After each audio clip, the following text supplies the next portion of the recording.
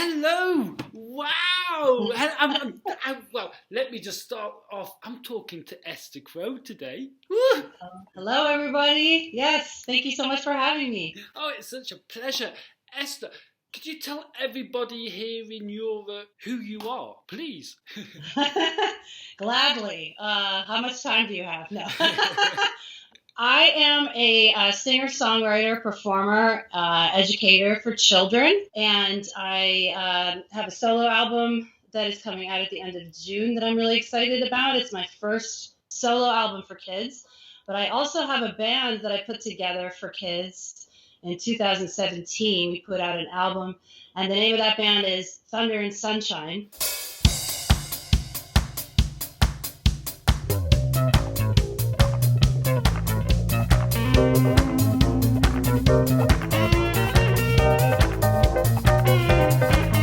Well, I'm feeling rather happy. Well, I'm feeling rather sad. I got some good news, it makes me peppy.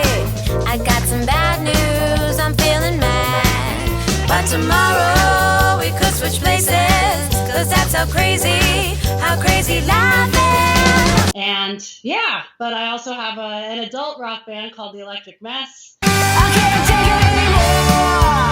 I wanna ride. You can say what you want, but you better be on my side. And what else? Oh my goodness. I used to have a Devo cover band called Diva. I used to have a new wave band called Autobahn Fire. And I also have done a ton of comedy and acting. So yeah, I'm kind of, I've covered all areas of entertainment, I guess. So, when you say acting and comedy, have we seen you on television anywhere or in the movies? Oh boy, I don't really think so. Let me see. What's the thing? It's just been so long. I was on like a chicken commercial in California back when I was working for a wonderful agency called Goodby Silverstein and Partners. I used to work in advertising too. So yeah, I really have done it all. I've worked in offices. Okay. I've done it all. So, but now you've got an amazing new album coming out, because you've already given it me, and I've been playing it all up and down on Radio Cook and Drive, and I really like it. It's really, really good. Oh, thank you so much.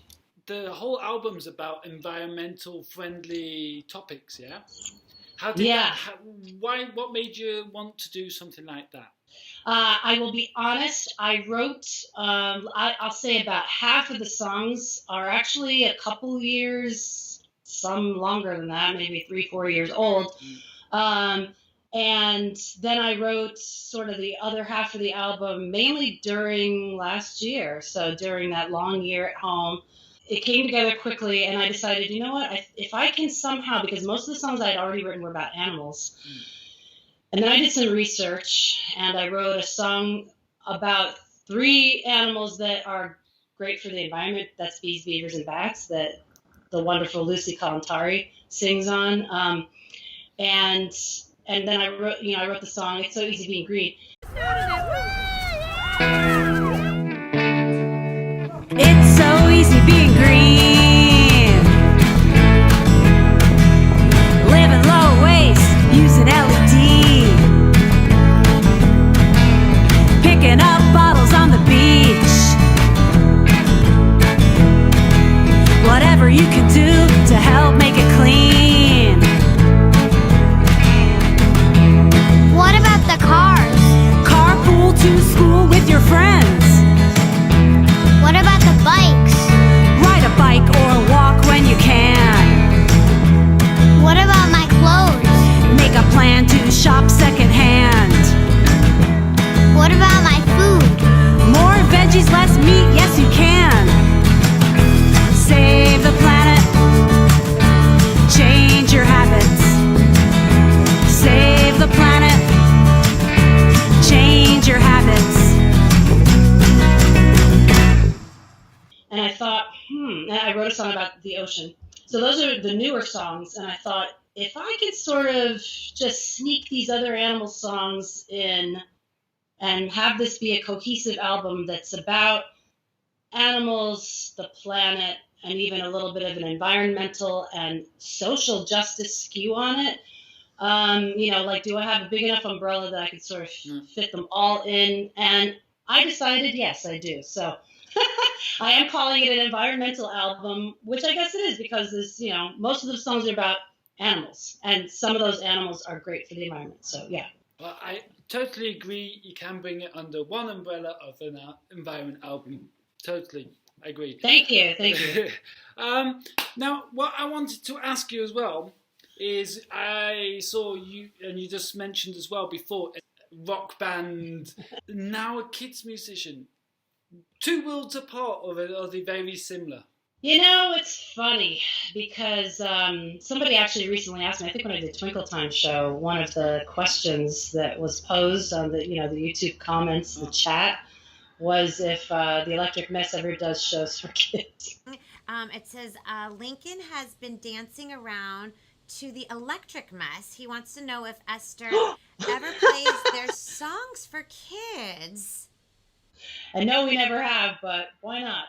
Yeah, I mean, in a way, it's kind of nice having the split personality, and it's not like you would find if you were a parent of a kid and all of a sudden you looked into my biography. I don't think you would be, there's nothing shocking or too lewd or anything like that. The most shocking thing is that I used to dress up as a guy. I was like, we started out as a cover band, and I had a persona, Chip Fontaine. Only because I had, I have an acting background, comedy, and I had inherited this mop top wig. Yeah. And my husband came up with the idea, why don't we start a cover band? We were listening to all this great obscure 60s garage punk music. And he said, we could just cover these obscure songs. And some people have never even heard these songs, and it'd be a lot of fun. And I said, you know what? And then why don't I wear this? I came back out with this mop top. Why don't I wear this wig and come up with a whole outfit, dress and drag? I'll be a drag king. And my husband named me Chip Fontaine. Anyway, so that's how the Electric Mess started. But I don't want to get off on a whole thing on that. But yeah, it is kind of fun having, the Electric Mess has not played in so long now. We haven't even rehearsed. Hopefully this summer, but I want to just focus on the kids' music and get my solo album out there. But yeah. I know when I go to a rock concert, I can become a kid myself. What I would like to try and find out, because you're the first person that's actually got the split personalities. What's the big difference playing in front of kids or playing in front of drunk kids? Right. Well, I will say though, you'd be surprised. I am definitely not the first person. I know a lot of kids musicians. I think a lot of them have sort of veered into kids music, maybe like me after having a child, or just wanting to kind of settle down. Play daytime shows, it's a lot better, you get more sleep. But yeah, let me see here. Yeah, it's definitely different. I mean,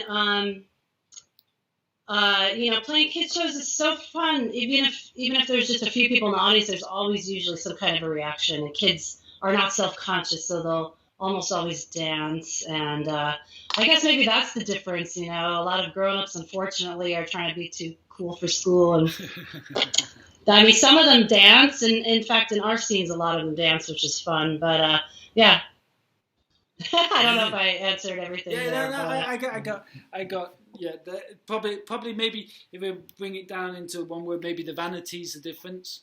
I don't have to care as much how I look in front of kids. Your vanity, and I meant the vanity of the people watching.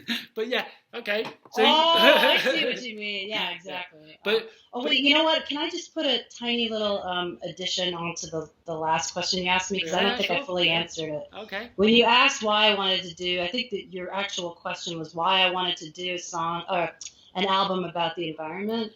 Okay, we can come back to that. Let me just quickly answer that. Not to get too political, but honestly, the reason is because the number one pressing issue for us all worldwide, and the one thing that really, truly bonds us all together, is helping the planet. And we're really helping ourselves, right? Because the planet will go on, but we may not as a species. So it's especially important for kids to understand how important it is to take better care of the planet and make everyday changes, which is what my single is about. It's so easy being green. Save the planet. Change your habits. Save the planet.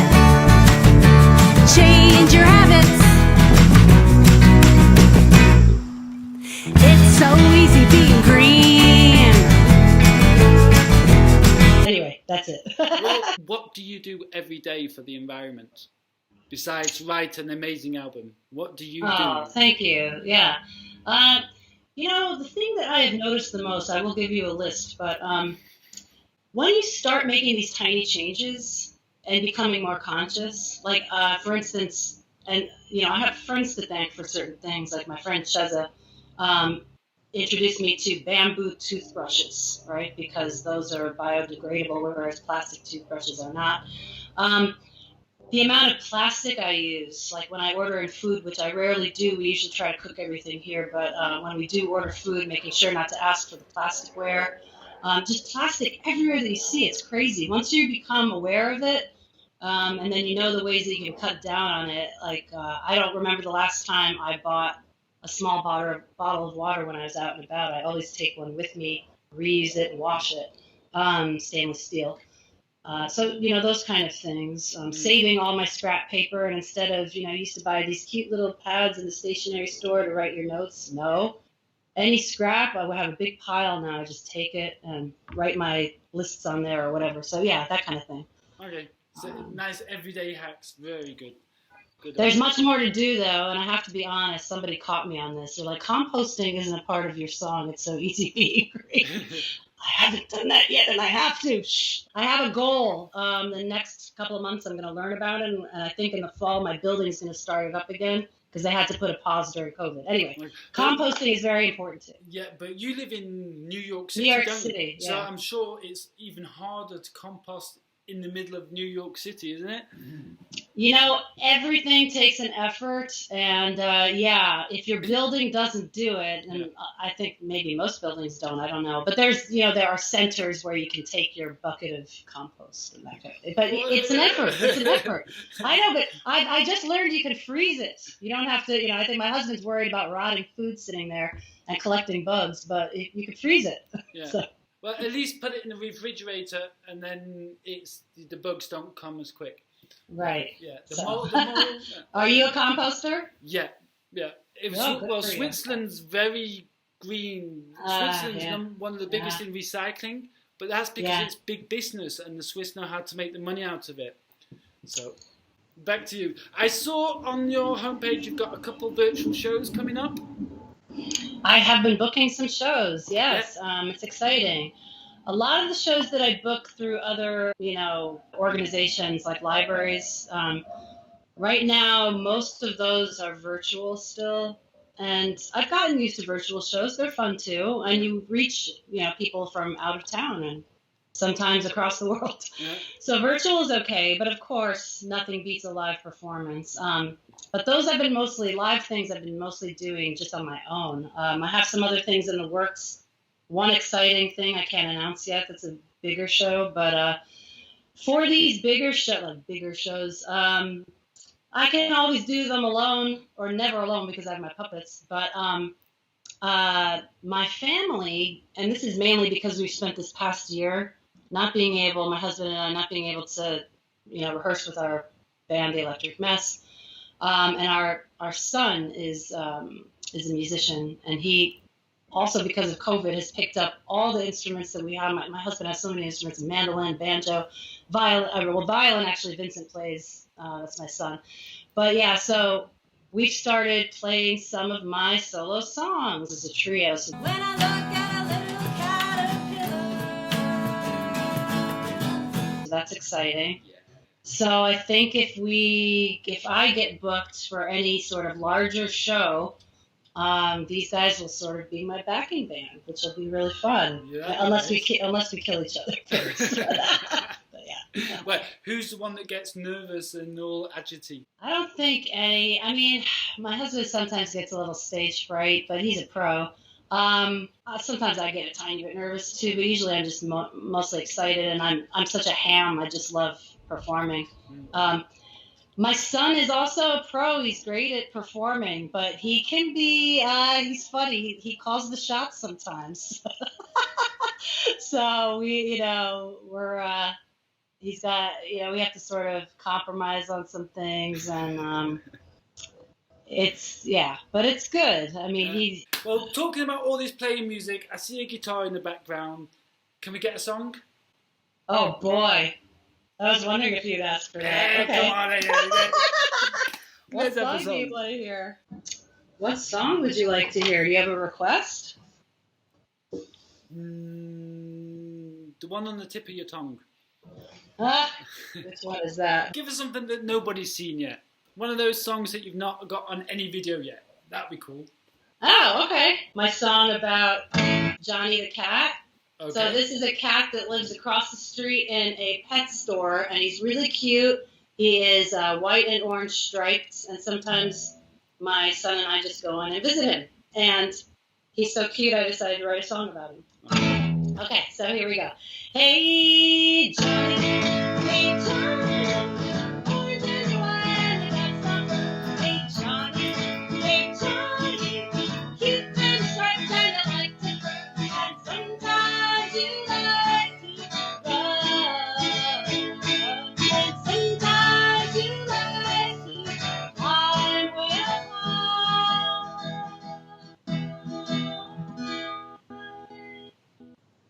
This is where if the kids out there are shaking their instruments, they gotta be quiet.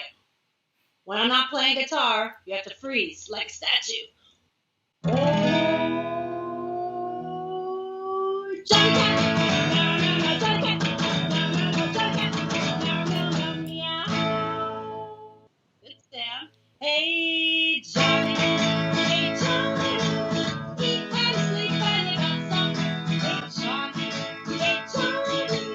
Crouch and play and you like to go.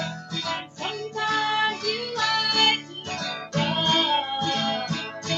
And sometimes you like to climb with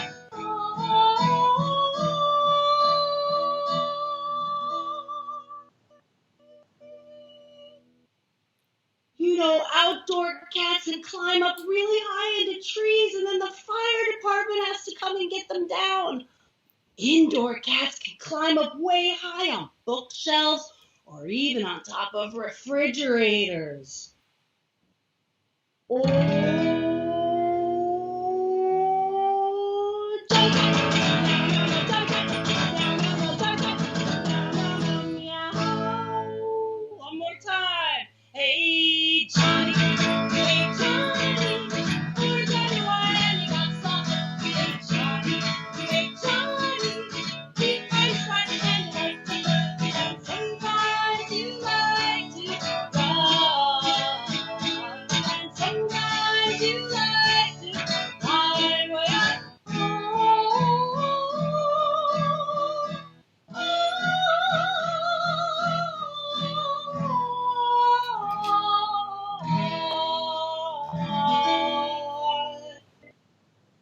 He's so high I can't see him at all.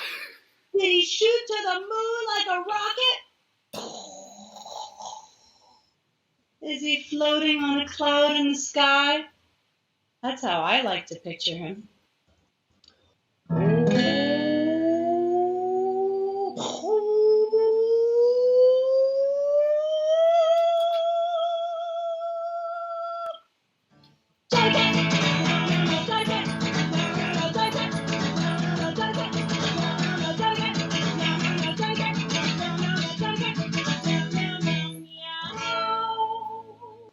That's a popular one, live. Yay! I bet.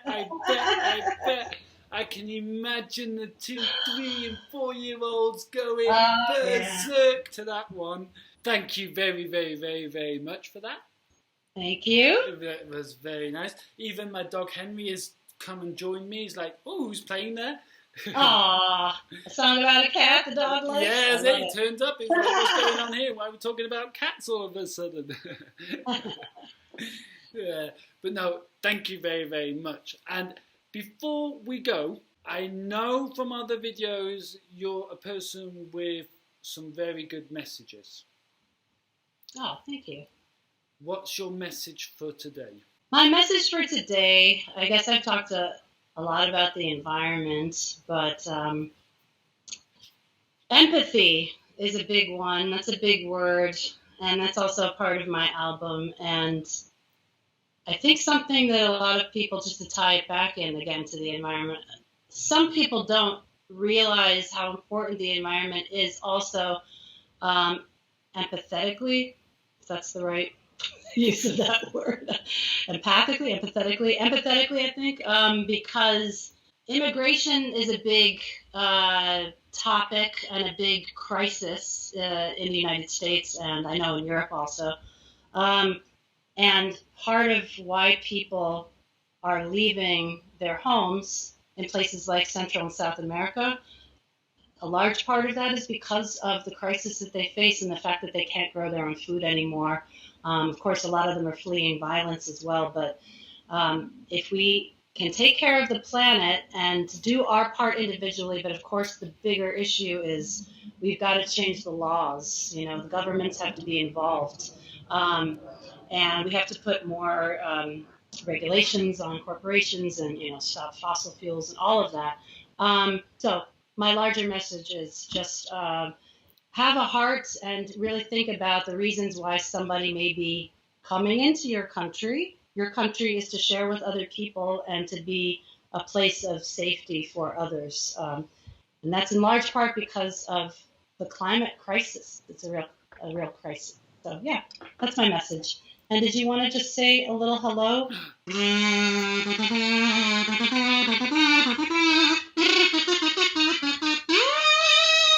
I thought you'd never ask. Hello, Sam. My name is Bertie the Bee. Hello, Bertie. Sorry about not inviting you. I just wanted to talk to Esther so much. Sorry. Oh, I'll just shove my way in whenever I can, so pardon me. But I just wanted everybody to know that bees are also very important to the environment. Yes, we have to save the bees.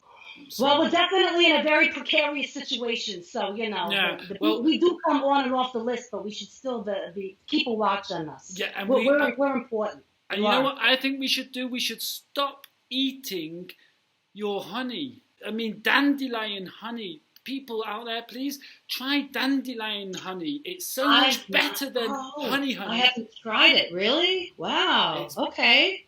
See, now you're teaching me something. All right, maybe I'll stop buying honey. Oh boy, I'll stop buying honey. Sorry. Yeah, because the bees need to eat it themselves. Because if you take the honey in winter, you've got to give them sugar water in spring. Sam, newsflash for you. I don't like any of that stuff. That's why I'm a weird bee. I like anchovies. Okay, well, there's an exception to every rule. Well, I mean, yeah. I'm very unusual, but that's okay, right? Aren't we all? Aren't we all? We are, Sam. You know what? You know what? Next time, I'm going to have an interview just with you. Oh, boy, yay! Nice. Thank you for your time. It's been a pleasure meeting you. Thank you, Sam, for having us. Really, really, pleasure's ours. No, thanks for your time. And all I've got to say is, see you later. Bye bye. Thank you very much. Bye, everybody. Thank you so much. Bye.